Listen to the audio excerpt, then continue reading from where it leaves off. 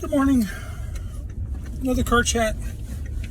I don't know how long this will be. Just had some things in my mind this morning. I actually woke up at this morning. It's about 12:30 this morning, and had a lot of things on my mind. I was thinking about a lot of different things, and really the prevailing thought this morning was there was two different things I was thinking about. One was about living by faith and not by sight.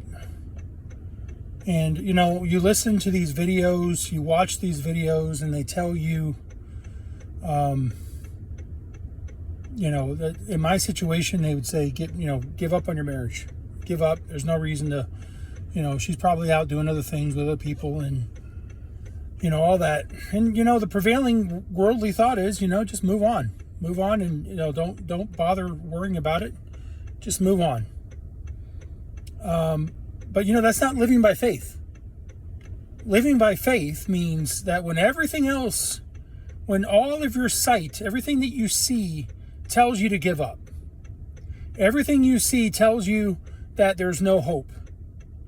Everything that you see tells you to quit because there's no redemption available for your marriage, no restoration, no reconciliation for your marriage available to you.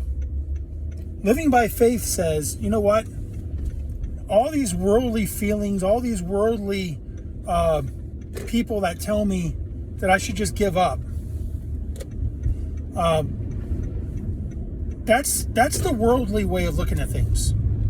That's how the world sees things. But I have a God who's bigger than all of those things. I have a God who takes the world's wisdom and makes it into foolishness. So living by faith is even when the world says give up, even when the world says move on, go find somebody else or whatever, even when the world says those things, that's not living by faith. Living by faith and not by sight literally means to ignore how things look. Do things look bad? Do things look like they're dead? Sure.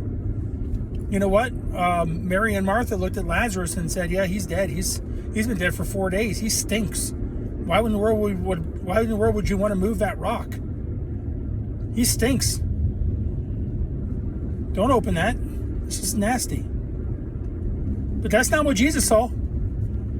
Jesus saw a miracle. Jesus saw the restoration of a dead body. Jesus saw an opportunity for God to show his power in Lazarus. And if I've got Jesus in me, which I do, if I have a Holy Spirit in me, which I do, then when I look at my marriage, I don't see the dead. Jesus wept for the dead. I've been weeping for my marriage for months. But I don't see dead. What I see is an opportunity for God to show his power in my life, for God to show his power in my marriage, for God to do something that will blow the minds of anybody who sees it. So that's what live by faith and not by sight. The Old Testament says, the just shall live by faith. So, what's the decision? Is it to live by faith? Or is it to walk by sight and just accept whatever you see in front of you? Well, as Joshua said, choose you this day who you will serve. But as for me and my house, we will serve the Lord. And if that means walking by faith, even when everything tells me that it's stupid and crazy and there's no hope, then I guess I'm just going to have to walk by faith and let the world prove God wrong, or let God say, yeah, it's time to give up.